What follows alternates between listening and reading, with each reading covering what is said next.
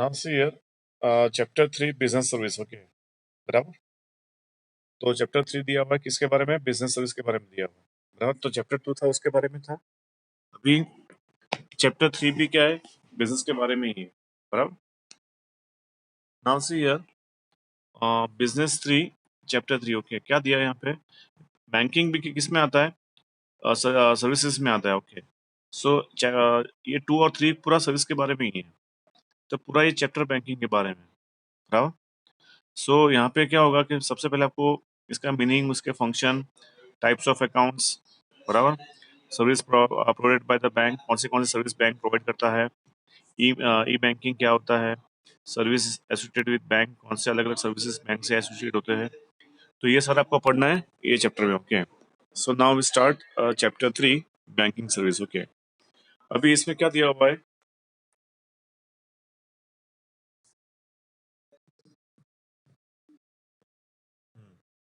Introduction. तो पहले बात करेंगे इंट्रोडक्शन में। Importance of commerce is increased in present time. In commerce, apart from trade, banking is considered as a auxiliary services. Banking service is very useful to industries, agriculture and other fields in addition to trade. Okay. तो यहाँ पे देखो पहले क्या था कि if you talk about 100 years before, okay, तो लोग ऐसा करते थे कि बैंक पे कोई भरोसा करता ही नहीं था। लोग अपने घर में खड्डा खोद के पैसा रखते थे, पर बैंक में पैसा नहीं रखते थे। ओके, बराबर। तो अभी पूरा सिनेरियो चेंज हो गया है। अभी लोग घर में पैसा रखते ही नहीं है, बैंक में रखते हैं, बराबर। तो पूरा सिनेरियो पूरा बैंकिंग ने चेंज कर दिया। ओके, सो लास्ट 125 ईयर्स से जो बैंक सर्विस प्रोवाइड कर रहा है, ओके, तो इतनी अच्छी सर्विस है कि यहाँ पे अभी आपका जो पैसा है वो सेफ रहता है। ओके, आपका पैसा डूबता नहीं है। So that's why people are ready to keep their money in a bank. Okay, तो आज तक ऐसा कभी किसी का हुआ नहीं है, बहुत कम दिन का ऐसा हुआ कि पैसा बैंक में रखा और गायब हो गया। ओके, ऐसा आज तक हुआ नहीं है, बराबर। So now it is the whole scenario will be change. तभी तो क्या हो गया, पूरा सिनारियो चेंज हो गया। ओके, अभी इम्पोर्टेंस जो है वो बैंक का क्यों डे बाय डे बढ़ रहा है? क्योंकि यहाँ पे जो कॉमर्स जो बिजनेस बढ़ रहा है, ओके, जैसे बिजनेस बढ़ेगा वैसे बैंक की रिक्वायरमेंट बढ़ेगी। ओके, जैसे इकोनॉमी चेंज होगा तो बैंक की जो रिक्वायरमेंट है वो चेंज और इसमें इम्प्रूवमेंट आएगा। ओके, बराबर। तो 2 मिनट। अरे मीत थोड़ा धीरे बोलना बेटा। मीत थोड़ा धीरे बोल बेटा, અહીંયા સુધી आवाज આવે તારો। सो यहाँ पे जो बैंकिंग है वो किस में आता है? सर्विसेज में आता है, बराबर। So bank is also included in services. तो यहाँ पे जो आप बिजनेस की बात करेंगे, okay, in commerce apart from trade, तो ट्रेड के अलावा bank is consider as auxiliary services. तो बैंक में क्या होता है कि ऑक्सिलरी सर्विसेज में आता है, तो बैंक सर्विस प्रोवाइड करती है। विदाउट बैंक बिजनेस पॉसिबल नहीं है। Okay, without bank business possible नहीं है। बैंक के इसलिए बिजनेस है, जिस दिन बैंक नहीं होगा तो उस दिन बिजनेस भी नहीं हो पाएगा। ओके, क्योंकि यहाँ पे आप 1 करोड़ 2 करोड़ आप कैरी कर सकते नहीं। ओके, दो चेक सिस्टम में, because of check system business चलता है। ओके, यहाँ पे आप चेक्स जो आप सामने वाले को देते हो और चेक देते हो, ओके, तो हिसाब से बिजनेस चलता है। अभी आप किसी को 1 करोड़ कैश लेके जाओगे तो वो दैट इज रिस्की। ओके, और 1 करोड़ का कैश लेके आओगे वो भी रिस्की है। तो बिजनेस में कैश, पहली बात तो कैश चलता ही नहीं। ओके, इज अकाउंटिंग रूल के 20,000 से आपको ज़्यादा पेमेंट करना हो तो आपको चेक से ही पेमेंट करना है। That is the rule of accountancy. Okay, तो बिजनेस में विदाउट बैंक बिजनेस चल सकता नहीं। ओके, सो बैंकिंग बिजनेस को तो हेल्प करती है, और बड़ी बड़ी इंडस्ट्रीज है वो बैंकिंग के हिसाब से चलती है। ओके, जो बड़ी बड़ी इंडस्ट्री बैंक ना हो तो वो चलेगी नहीं, पॉसिबल ही नहीं है। तो बड़े इंडस्ट्रीज में क्या होता है कि पेमेंट का जो ट्रांजेक्शन होता है वो बहुत बड़ा होता है। ओके, सो विदाउट बैंक वो सब सारा इम्पॉसिबल है। वो पॉसिबल क्यों है? Because of banking. ओके, तो बड़े बड़े इंडस्ट्रीज क्यों चलती है? Because of bank. जो इंडस्ट्री ना, बड़े बड़े इंडस्ट्रीज चलना बंद कर देंगे कब? ये बैंक नहीं होगा तब। ओके, तो यहाँ पे इंडस्ट्री है, एग्रीकल्चर है, ओके, और ट्रेड है। Because of business, because of banking वो चलते हैं। बैंक नहीं होगा तो वो भी नहीं चल सकते। That is next to impossible. Okay, उसके बाद क्या दिया है? The institutes provide services of banking is called a bank. The first bank of the world started in Geneva in the year 1407. ना सी ईयर। बैंकिंग का हिस्ट्री कितना old है, ओके। 1407 में फर्स्ट बैंक स्टार्ट हुआ था जनेवा में, okay. The word bank is divide from the Italian words banco, okay. तो इटालियन वर्ड्स बैंको था, उसमें से बैंक वर्ड इंट्रोड्यूस हुआ है। Evidence of the activities of the bank are also found in the Asian time. तो Asian time में भी bank उस टाइम में भी था, ओके। उसके प्रूफ मिले हैं।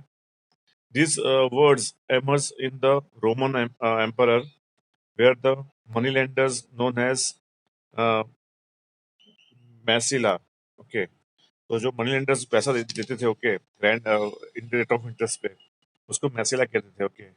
Use to establish their small temporary shop on a long bench called a बेंचू। तो उनका बिजनेस क्या था उस टाइम पे, बड़े बड़े शॉप नहीं थे, पर एक बेंच पे वो पूरा सब भूल सकते थे और वहां से वो सेल करते थे, ओके। उसको वो बेंचू कहते थे। With in the close fence, तो आजू बाजू क्या था, फेंसिंग होता था वो बेंच को, ओके। और उसके अंदर वो अपना गुड्स रखते थे और सेल करते थे। The word bench and bank have been divide from this. इसलिए जो वर्ड है बैंक, ये बेंचू में से डिवाइड हुआ है, ओके। सो ये हुआ बैंकिंग का नाम कैसे हुआ, तो ये इसकी ये हिस्ट्री थी, okay. Now meaning, what is the meaning of bank? According to Reserve Bank of India, bank is the institutes which collect deposit in order to lend them with conditions to return it at the end of a fixed term or whenever it is demanded. Okay. तो यहाँ पे आपको जो meaning दिया है reserve bank of India ने दिया हुआ है कि बैंक होता क्या है, कि बैंक जो होता है वो डिपॉजिट कलेक्ट करता है, ओके। और वही डिपॉजिट दूसरे को वो एज एज ए लोन वो देता है दूसरे को, ओके। और जो दूसरा आदमी है वो उसकी टर्म पूरी होने के बाद विथ इंटरेस्ट वो बैंक को वापस करता है, okay. This is called bank, बराबर। उसके बाद नेक्स्ट है the institutes providing services of banking is called bank. जो इंस्टीट्यूट्स बैंक की तरह सर्विस प्रोवाइड करती है उसको बैंक कहते हैं, ओके। तो ये हुआ उसका मीनिंग। नाउ फंक्शंस, बैंक के फंक्शंस क्या है? तो बैंक के फंक्शंस क्या है? एक तो पैसा लेना, ओके, पब्लिक से ही पैसा लेना in the form of FD, और वही पैसा पब्लिक को हाई रेट ऑफ इंटरेस्ट पे देना। तो जो रेट ऑफ इंटरेस्ट का डिफरेंस है दैट इज प्रॉफिट, ओके। जो रेट ऑफ इंटरेस्ट का डिफरेंस है that is profit, okay. Banking में इतना सेफ है इसीलिए वो बैंक चलता है, ओके। बैंकिंग का बिजनेस बहुत अच्छा बिजनेस है। स्टडी और स्लो और ग्रोथ पे बिजनेस होता है। कोई भी बैंक देखो आपने कभी वो डाउनफॉल में नहीं गई होगी। हाँ, जब इकोनॉमी डाउन होती होगी तब बैंक को नुकसान होता है। ऐसा भी कोरोना वायरस आया, ओके, तो इकोनॉमी पूरी डाउन हो गई। तो ये केस में ही बैंक को थोड़ा सर्वे करना पड़ेगा, क्योंकि लोग ने जो लोन लिया है वो टाइम पे पेमेंट होगा नहीं। तो जब इकोनॉमी डाउन होती है, ऐसा कुछ एपिडेमिक आ जाता है इकोनॉमी में, अदरवाइज वॉर होता है, अदरवाइज कोई जैसे कभी वायरस फैल जाता है, तो उस टाइम पे क्या होता है कि फ्लड आ गया, अर्थक्वेक आ गया, तो उस टाइम पे पूरी इकोनॉमी डाउन हो जाती है। तो वही टाइम एक बैंक के लिए खराब होता है। बाकी का जो टाइम होता है एवरग्रीन टाइम होता है बैंक के लिए। बैंक कभी भी लॉस में नहीं जा सकती, ओके। हाँ, लॉस में कब जाएगी? जब उसके जो कस्टमर्स है, उसने उन्होंने लोन लिया है और वो टाइम पे पेमेंट नहीं कर रहे, तो ही बैंक है वो लॉस में जाएगी। अदरवाइज बैंक कभी भी लॉस में जा सकती नहीं है। एक ही ब्रांच लाखों रुपया कमाती है, ओके। आपने सुना होगा जैसे आईसीआईसीआई बैंक, ओके। तो आईसीआईसीआई का आप कोई भी ब्रांच ले लो, तो वो ब्रांच का आपका मंथ का उसका जो रेंट होता है कितना होता है? 1.5 लाख रुपया सिर्फ रेंट होता है। और वो जितने भी आईसीआईसीआई के ब्रांच है वो मेजोरिटी रेंट पे ही है, ओके। तो आईसीआईसीआई का मैनेजमेंट क्या कहता है कि वो लोग they are appointed branch manager, they appointed branch manager. उसको कहते हैं कि मैं एक महीने का खर्चा इंक्लूडिंग सैलरी 15 लाख रुपया है, तेरे को 15 लाख कमाने का, ओके। मिनिमम कितना लाख कमाने का? महीने का 15 लाख कमाने का। और बैंक के लिए 15 लाख मुश्किल नहीं है, ओके। वो करीबन 50-60 जन को लोन दे देगा, होम लोन देगा, तो उसका तो आराम से निकल जाएगा खर्चा उतना, बराबर। तो आईसीआईसीआई बैंक का यही प्लानिंग है कि वो लोग कभी भी अपना खुद का ब्रांच परचेस करते नहीं है। वो 1.5 लाख रुपया क्या करते हैं? रेंट दे देते हैं। जो नई नई स्कीम्स बनती है बिल्डर्स की, तो पूरा 5-6 दुकान एक साथ ले लेंगे और 1.5 लाख रुपया पर मंथ का वो रेंट भी पे करेंगे, बराबर। और उनका जो खर्चा, उनको पता है कि ये खर्चा 1-2 महीने में निकल जाएगा। ओके, जैसे ब्रांच ओपन होगी वहाँ पे कस्टमर्स जाने वाले हैं और वो बैंक मैनेजर, वो ब्रांच मैनेजर करीबन 50 जन को लोन दे देगा, होम लोन दे देगा, तो उसका खर्चा ऐसे ही निकल जाएगा। बराबर है, क्योंकि जब भी आप होम लोन लेते हो तो आप सपोज में 20 लाख लिया है तो आपको कितना पे करना है, 60 लाख पे करना है। आपने 40 लाख का लोन लिया तो आपको 80 लाख, आपको 1 लाख, 1 करोड़ 20 लाख पे करना है। बराबर है, आप जितना लोन देते हो उसका 3 टाइम्स आपको पे करना होता है। बराबर, इसलिए बैंकिंग बिजनेस कभी भी फेल जा सकता नहीं है। हाँ, उसके जो एम्प्लॉय बराबर काम नहीं करेंगे, ओके, मार्केट कैप्चर नहीं करेंगे, तो वो हो सकता है कि लॉस में जाए। बाकी अदरवाइज बैंकिंग बिजनेस कभी भी लॉस में जाएगा नहीं। जितने भी बैंक है वो सब ग्रो कर रही है। ओके, जितने भी बैंक है सब ग्रो कर रही है। आपने देखा सुना होगा कि जो बैंक के जो एम्प्लॉय होते हैं इनका कितना बढ़िया सैलरी होता है। बराबर है, पर ये सैलरी मिलता कहाँ से है? Because of of their customers. Okay, वो कस्टमर्स लोन देते हैं, उस पे उसका जो वो इंटरेस्ट पे करते हैं, तो उस पे उनका पूरा खर्चा निकल जाता है, उनका सैलरी निकल जाता है, प्लस उनके जो रेंट है, अदर एक्सपेंसेस है।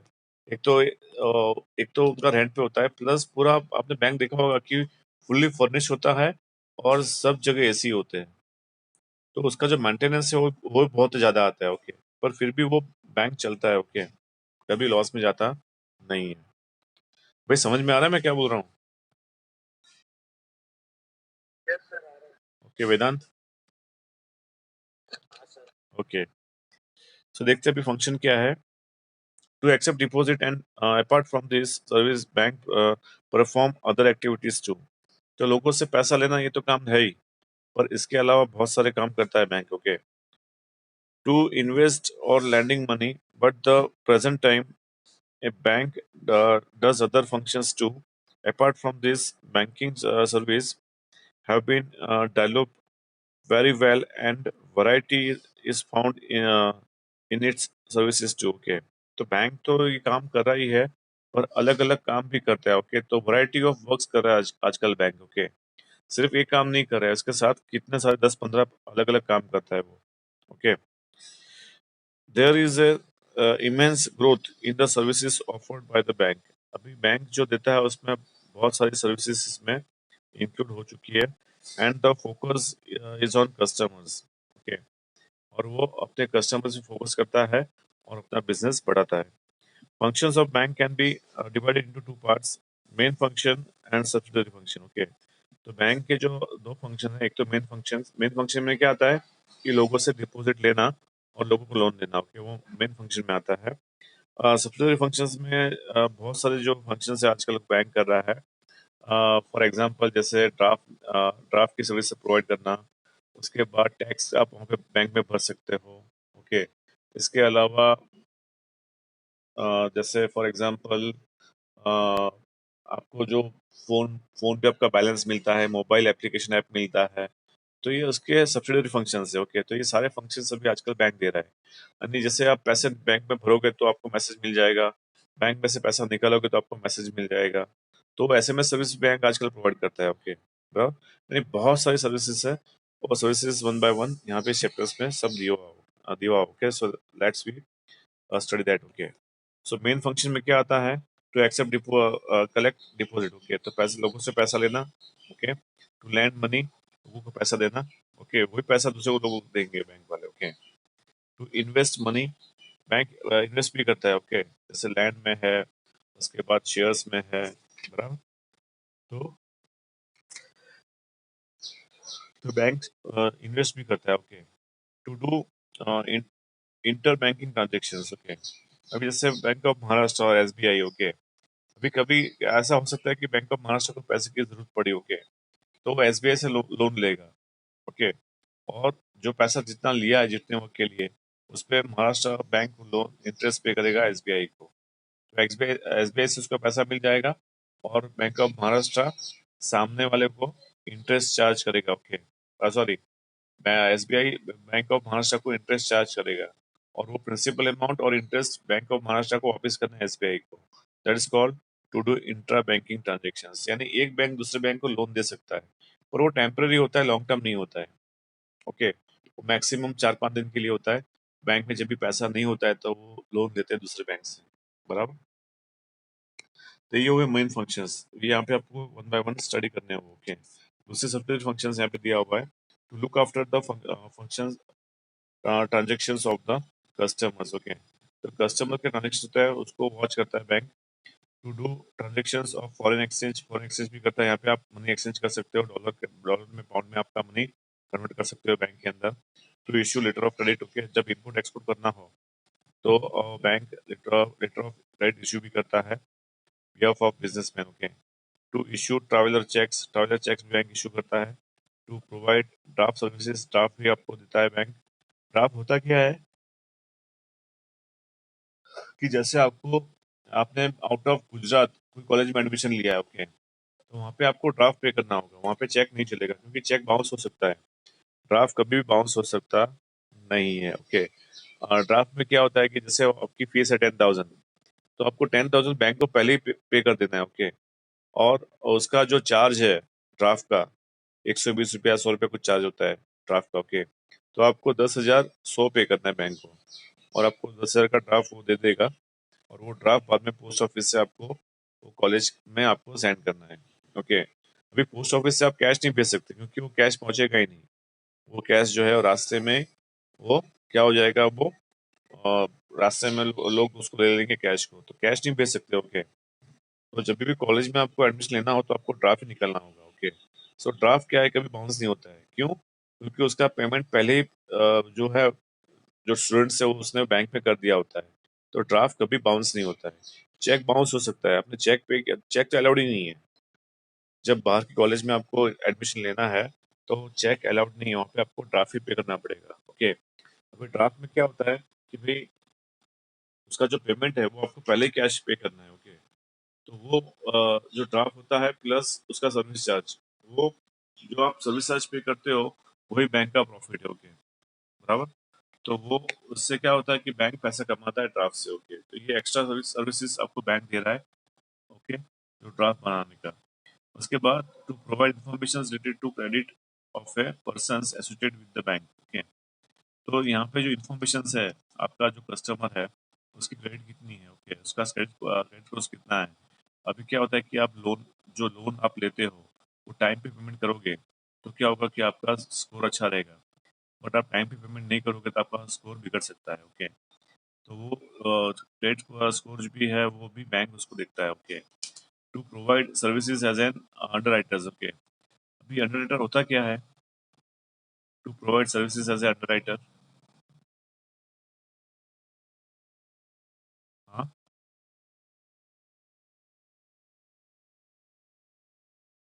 अंडर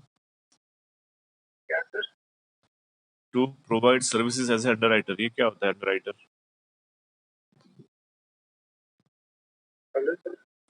हाँ, हाँ बोलो। To to provide services as a underwriter, हाँ, वो क्या होता है?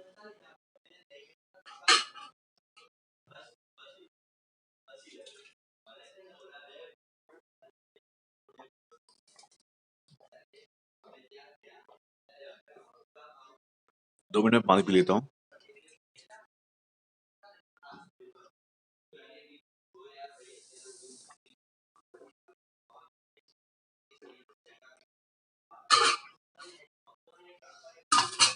अभी देखो, अभी होता क्या है कि जैसे आपने शेयर्स इश्यू किए, ओके, बराबर, आपकी जो कंपनी है पब्लिक कंपनी है, आपने शेयर्स इश्यू किए, बराबर। तो शेयर्स में क्या होता है कि जब भी आप इश्यू करते हो तो 90% शेयर्स आपके बिकने चाहिए, ये रूल है, कंपनी लॉ है। ओके, जैसे आपने सुना है कभी शेयर्स देखे, आपने अप्लाई किया है शेयर्स में कभी, सुना है कभी आपने? जो फॉर्म निकलता है, ओके, का जो पब्लिक कंपनी फॉर्म निकालती है बाहर, जैसे रिलायंस है, टाटा है, तो उसके जो शेयर्स बाहर मिलते हैं, ओके, उसके जब नए इशू नई कंपनी जब ओपन होती है तब वो फॉर्म बाहर आता है। ओके, तो वो फॉर्म के साथ आपको चेक अटैच करना है और उसमें आपको अप्लाई करना है। ओके, उसके बाद आपको शेयर्स लगते हैं। ओके, बराबर। तब होता क्या है कि जब भी अभी जैसे रिलायंस कंपनी है, तो रिलायंस कंपनी कोई अपने शेयर्स इश्यू करेंगे तो उसका तो पूरा पूरा भर जाएगा। ओके, 100% नहीं, मोर देन 1000% भर जाएगा। ओके, 100% नहीं, मोर देन 1000% उसका जो इश्यू है वो फिलअप हो जाएगा, बराबर। पर जो नई कंपनी है, जिस कंपनी को कोई जानता नहीं है, तो वो वैसे कंपनी में लोग कोई इन्वेस्ट करते नहीं है। ओके, क्यों नहीं करते? क्योंकि वो नई कंपनी है, इसीलिए, बराबर है। तो होता क्या है कि नई कंपनी का जो शेयर्स है वो फुली पेड अप नहीं होता है। ओके, और लॉ क्या कहता है कि 90% आपका जो पेमेंट नहीं हुआ तो कंपनी खुलने से पहले ही बंद हो जाएगी। ओके, लॉ क्या कहता है, कंपनी लॉ, कि 90% आपका जो पेमेंट नहीं हुआ तो कंपनी खुलने से पहले ही बंद हो जाएगी। ओके, बराबर, तो ये लॉ है। ओके, तो अभी जो कंपनी खोलने वाला डरता है, वो क्या करता है, डरता है क्योंकि उसने इतना खर्चा किया है, क्योंकि पब्लिक कंपनी में ओपन करने में बहुत खर्चा लगता है। ओके, तो पहले आपको पब्लिक कंपनी का लॉ क्या है, सबसे पहले तो आपको 3 साल प्रॉफिट दिखाना है। ओके, अभी तो 3 साल से बहुत साल बढ़ गए। ओके, ये तो जूना लॉ है। तो आपको कंटिन्यूस आपको प्रॉफिट दिखाना है। आपका जो टर्नओवर है 100 करोड़ से ज्यादा होना चाहिए बैंक में। आपका जो 1 साल का टर्नओवर है वो 100 करोड़ से भी ज्यादा होना चाहिए। ओके, तब जाके आपको सेबी पब्लिक कंपनी के लिए परमिशन देती है कि आप पब्लिक कंपनी ओपन कर सकते हो। तो जो भी प्रमोटर्स है जो शेयर्स निकाल रहा है मार्केट में, ओके, तो उसके लिए 90% जो शेयर्स है वो फिलअप होने चाहिए। उसके लिए 90% जो शेयर्स है वो फिलअप होने चाहिए। 90% नहीं होंगे तो क्या होगा, कंपनी खुलने से पहले वो बंद हो जाएगी। ओके, तो इसीलिए वो प्रमोटर्स क्या करता है, अंडर राइटर्स को अपॉइंट करता है। ये अंडर राइटर्स करते क्या है कि कंपनी के शेयर्स परचेस करके लेके जाते हैं। ओके, तो वो क्या होता है कि एक ही अंडर राइटर नहीं होता है, क्योंकि यहाँ पे क्या होता है, बहुत बड़ा अमाउंट होता है। जब कंपनी शेयर इश्यू करती है तो उसका जो अमाउंट है करोड़ों लाखों में होता है, बराबर है। 10,000 करोड़, 1,000 करोड़, 5,000 करोड़, 20,000 करोड़, तो इतना बड़ा अमाउंट होता है, तो कोई एक इंसान उसको परचेज नहीं कर सकता। ओके, तो उसको पता है, कंपनी को पता है कि सपोज पब्लिक ने नहीं लिया तो फिर और किसी को तो लेना ही होगा, ये बराबर है। पब्लिक ने नहीं लिया और किसी को तो लेना ही होगा, अदरवाइज कंपनी खुलने से पहले ही बंद हो जाएगी, क्योंकि 90% तो शेयर बिकना चाहिए। 90% तो शेयर बिकना चाहिए, कंपनी लॉ है। तो that's why they are appointed underwriters. Okay, तो अंडर राइटर्स क्या करते हैं कि वो रिस्पॉन्सिबिलिटी देते हैं कि वो एक बोलेगा मिस्टर ए है, इसको अंडर राइटर्स। ओके, वो क्या बोलेगा, 25% शेयर्स की मेरी जवाबदारी, नहीं बिके तो मैं लेके जाऊंगा। मिस्टर बी है, वो भी अंडर राइटर्स है, तो वो क्या बोलेगा, 25% की मेरी जवाबदारी, नहीं बिके तो मैं ले जाऊंगा। थर्ड पर्सन, तो वो भी बोल रहा है कि 25% की मेरी जवाबदारी, नहीं बिके तो मैं लेके जाऊंगा। फोर्थ पर्सन, वो भी बोल रहा है 25% की मेरी जवाबदारी, नहीं बिके तो मैं अपने घर पे लेके जाऊंगा। Okay, they are called underwriters, बराबर। समझ में आया मैं क्या बोल रहा हूँ?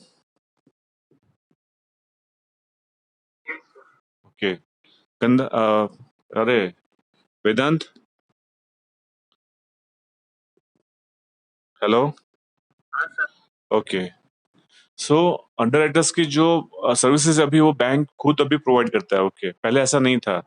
तो बैंकिंग भी जो बैंक को लगता है कि नहीं यार, ये कंपनी बहुत अच्छी है, उसके शेयर्स परचेस करेंगे फिर भी अपने को फायदा ही होने वाला है।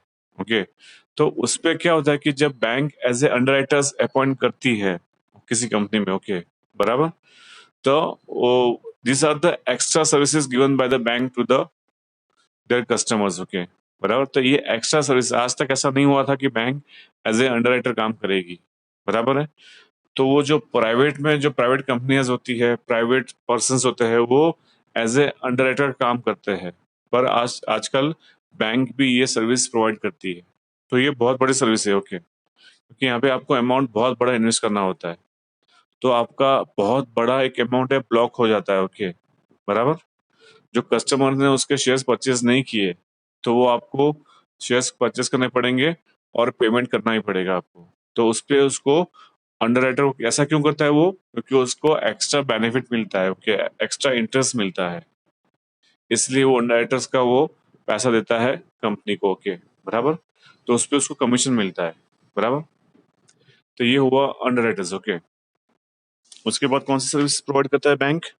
To provide information related to credit of a person associated with the bank, ये तो अपना हो गया। To provide other related services such as ATM, demat, safe deposit, wallet etcetera, okay. तो इसके अलावा बैंक बहुत सारी सर्विसेज प्रोवाइड करता है, जैसे एटीएम है, ओके। तो एटीएम का जितने भी बैंक है सबके एटीएम सभी बैंक मार्केट में अवेलेबल है, ओके। तो आप एटीएम से पैसा कभी भी 24 आवर्स में कोई भी टाइम आप पैसा उठा सकते हो, वो तो आपको सबको पता है, बराबर। तो आपको पहले क्या हुआ करता था कि आपको बैंक के टाइम पे ही जाना है। सुबह आपको 10 बजे जब ओपन होती है, तो अभी पहले तो सब नेशनलाइज बैंक थे, प्राइवेट बैंक थे ही नहीं, ओके। और पहले पूरा पूरा सब गवर्नमेंट था, प्राइवेट कुछ भी नहीं था।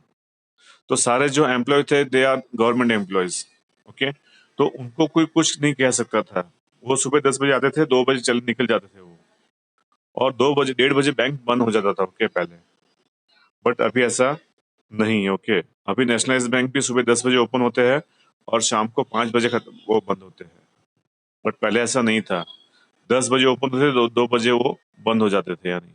तो जितने सोचो कि जितने एम्प्लॉय थे उनकी जॉब कितनी अच्छी थी, यानी। एक तो high salary, okay, high salary plus low low work, okay. उन्हें काम तो कुछ ना के बराबर था। 10 बजे आने का, 2 बजे बैंक बंद, ओके। जो मेरे पेरेंट्स थे, मेरे को अभी तक मेरे को याद है कि वो बैंक में जॉब करते थे। वो 3 बजे घर पे सो जाते थे, बेटा। 3 बजे आके खाना खा के आराम से एसी लगा के सो जाते थे, ओके, बराबर। यानी इतनी उनकी अच्छी लाइफ थी, ओके। पर अभी सब बिगड़ गया, ओके, उनके लिए। अभी उनको 9 बजे आना पड़ता है और शाम को 6-7 बजे, 8 बजे, 9 बजे घर पे आना पड़ता है, ओके। भाई समझ में आ रहा है बोल रहा हूँ मैं? Okay, okay. तो ये, उसके बाद जो कंपनी का सर्विसेज प्रोवाइड करता है वो कौन सी? Demat account. डीमेट अकाउंट क्या होता है? जैसे अपना सेविंग अकाउंट होता है वैसे डीमेट अकाउंट होता है। सेविंग अकाउंट में क्या होता है? आपके पैसे होते हैं, और डीमेट अकाउंट में आपके शेयर्स होते हैं, ओके, दोनों का। तो उसमें पैसे होते हैं, इसमें शेयर्स होते हैं। That is called demat account, बराबर। तो डीमेट अकाउंट भी अब आजकल बैंक ये सर्विस प्रोवाइड कर रहा है आपको। जैसे आपका डीमेट अकाउंट ओपन करना है तो एसबीआई में, बैंक ऑफ महाराष्ट्र में, बैंक ऑफ बड़ौदा में आपका डीमेट अकाउंट आप ओपन कर सकते हो, ओके, बराबर। उसके अलावा आपको बैंक वो डिपॉजिट वॉलेट भी आपको प्रोवाइड करता है, ओके, बराबर। और डिपॉजिट वॉलेट क्या होता है कि वहाँ पे आप अपना जो पैसा है, कैश बैलेंस है, आपकी ज्वेलरी है, तो वहाँ पे आप उसको रख सकते हो, okay. That is called deposit wallet, okay, बराबर, सेफ डिपॉजिट वॉलेट। तो ये तो सिर्फ ऊपर ऊपर से बात हुई। Now we discuss in detail, okay. Main function of bank. तो मेन फंक्शन ऑफ बैंक में फर्स्ट क्या है? To accept and collect deposit, okay. तो यहाँ से आपको लोगों से पैसा लेना है, ओके। लोगों से पैसा लेना है और उनको इंटरेस्ट देना है, ओके। तो उनका जो इंटरेस्ट होता है वो एफडी होता है, वो फिक्स टाइम के लिए होता है, बराबर। बीच में आप ब्रेक कर सकते हो, पर बीच में आपने जो एफडी ब्रेक किया तो आपको रेट ऑफ इंटरेस्ट उतना हाई नहीं मिलेगा, ओके। आपने सपोज 8 साल के लिए रखा है, तो उस पर 8 साल के लिए रेट ऑफ इंटरेस्ट बहुत हाई है, ओके। करीबन 8.8, सॉरी, करीबन 8 के आसपास है, ओके। बट वो 8 साल पहले से उसको आप विड्रॉ कर लोगे तो आपको सिर्फ 5% का 4% मिलेगा interest, rate of interest, okay. तो यहाँ पे आपको क्या करना है कि एफडी कराओगे तो आपको जो उसका जो टाइम पीरियड है, लॉक इन पीरियड है, वो पूरा आपको करना होगा, तब जाके आपको एक अच्छा इंटरेस्ट मिलेगा, ओके। तो लोग क्या करते हैं, पहले तो बहुत अच्छा इंटरेस्ट हुआ करता था, ओके, 9%, 10%, ओके। अभी सब बंद हो गया, ओके। तो ये जो सीनियर सिटीजन है उनके लिए बहुत खराब हुआ, क्योंकि उनको जो जॉब करने के बाद उनका जो एक बड़ा अमाउंट आता था आफ्टर रिटायरमेंट, तो वो जो बड़ा अमाउंट क्या करते हैं वो लोग एफडी में करवाते थे, ओके। तो एफडी में उनको एक बड़ा इंटरेस्ट मिलता था पूरे साल का। पर वो भी बंद हो गया वो, क्योंकि अभी एफडी पे रेट्स काफी घट गए, ओके, बराबर। अभी ये गवर्नमेंट ने रेट क्यों घटा दिया एफडी पे?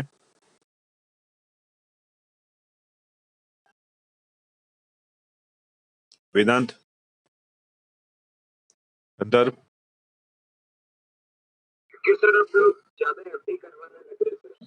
ना ना, तो अच्छा अच्छा है ना बैंक के लिए। जितना आप ज्यादा एफडी कराओगे, बैंक तो वही इच्छा करता है कि आप मैक्सिमम एफडी कराओ, ओके, बराबर। तो यहाँ पे तो एफडी बढ़ेगी तो बैंक को टेंशन वाली बात नहीं है, उसका और बिजनेस बढ़ेगा, ओके। तो रेट ऑफ इंटरेस्ट क्यों रिड्यूस कर दिया अभी?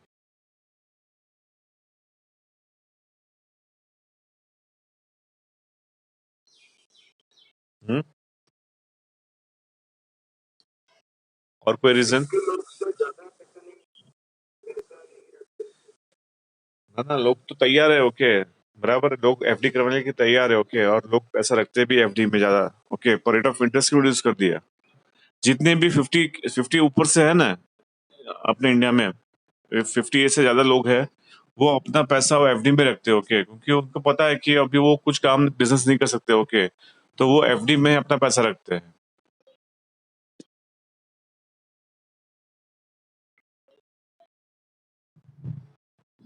तो ऐसा क्यों होता है? तो नरेंद्र मोदी ने क्यों उसको कम कर दिया? एक तो यार बुजुर्ग लोग है, ओके, बराबर है, उनके लिए और कोई ऑप्शन नहीं है, वो कमा सकते नहीं है, उनको तो लॉस हो गया ना बहुत बड़ा, उनको तो लॉस हो गया।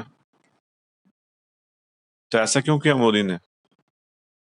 क्योंकि अपने इंडिया में जो पॉपुलेशन है वो यंग पॉपुलेशन है।